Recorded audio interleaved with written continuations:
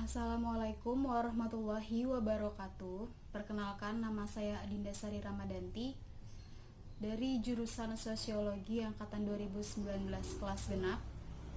Kali ini saya akan mereview salah satu judul dari mata kuliah, salah satu materi, yaitu yang berjudul Kultur, Disintegrasi dan Integrasi Sosial dari salah satu mata kuliah saya, yaitu Sistem Sosial Budaya Indonesia. Mari kita mulai dengan apa itu kultur, apa itu disintegrasi, dan apa itu integrasi. Kultur atau yang biasa disebut budaya memiliki 3 aspek penting, yaitu sistem nilai, pola perilaku, dan materi. Di mana sistem nilai di sini diartikan seperti norma, aturan, ideologi ataupun pandangan. Di pola perilaku berarti merujuk kepada tindakan ataupun pola aktivitas yang ada di masyarakat. Dan materi ini sendiri diartikan sebagai hasil karya tertentu. Di poin yang kedua ada disintegrasi. Disintegrasi diartikan sebagai suatu keadaan di mana keadaan tersebut tidak bersatu antar satu komponen dengan komponen yang lainnya sehingga bisa menimbulkan perpecahan.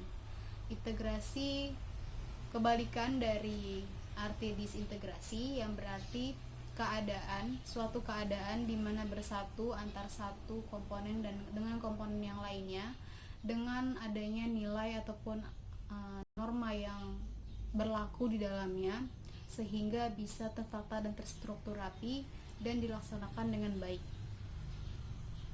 Jika membahas tentang kultur dan disintegrasi, maka sering sekali dikaitkan antar dua aspek ini. Mengapa? Karena kultur dianggap adalah faktor paling dominan yang menyebabkan disintegrasi, seperti etnosentrisme, primordialisme, ataupun sistem ataupun sosialisasi tidak sempurna dari nilai budaya itu sendiri. Disintegrasi yang terjadi di masyarakat hanya tampak di permukaan saja karena dari perspektif mikro seperti pertikaian sosial ataupun tindak kekerasan. Jika dari perspektif makro, maka ini mencakup hal yang lebih besar seperti faktor historis dan faktor kontemporer. Faktor historis di sini terjadi pada zaman rezim Soeharto yang pada saat itu terjadi demonstrasi besar-besaran dan berujung jatuhnya rezim Soeharto pada tanggal 21 Mei 1998.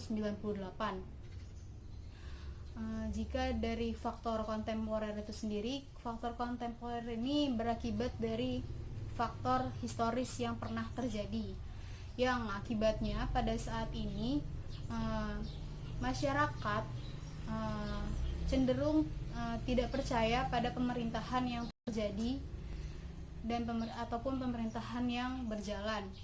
Contohnya saja kita ambil dari aspek ekonomi ataupun pemerintahan ataupun perpolitikan. Dalam aspek ini pemerintah berperan lebih besar dan lebih dominan, meskipun jika ada sesuatu yang tidak cocok di masyarakat ataupun di pemerintahan itu sendiri, masyarakat dapat mengapresiasikan pendapatnya ataupun mengemukakan pendapatnya. Begitu juga dari aspek hukum. Pada zaman sekarang, pada masa sekarang ini, masyarakat menganggap bahwa penegak hukum ataupun hukum yang berlaku ini tidak sesuai dengan keadilan yang dirasakan oleh masyarakat, dan hal ini tentu saja mengakibatkan masyarakat kurang percaya dengan penegakan hukum yang ada di negara. Membicarakan tentang kultur ataupun disintegrasi, pasti ada upaya-upaya untuk menyatukannya kembali, yaitu upaya integrasi sosial.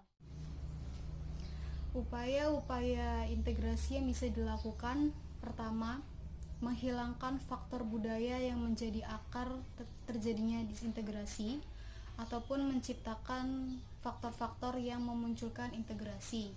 Dan yang kedua ini berkomitmen bahwa disintegrasi adalah masalah bersama dan masalah yang harus diselesaikan dengan bersatunya masyarakat maupun pemerintahan.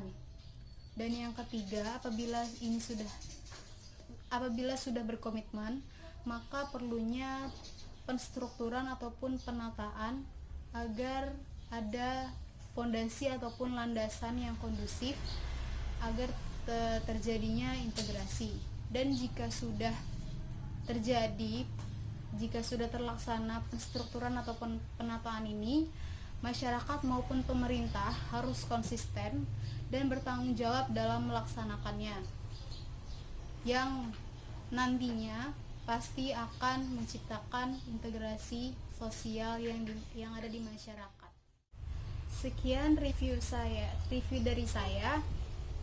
Apabila ada salah-salah kata, saya mohon maaf. Wabillahi taufiq wal hidayah. Wassalamualaikum warahmatullahi wabarakatuh.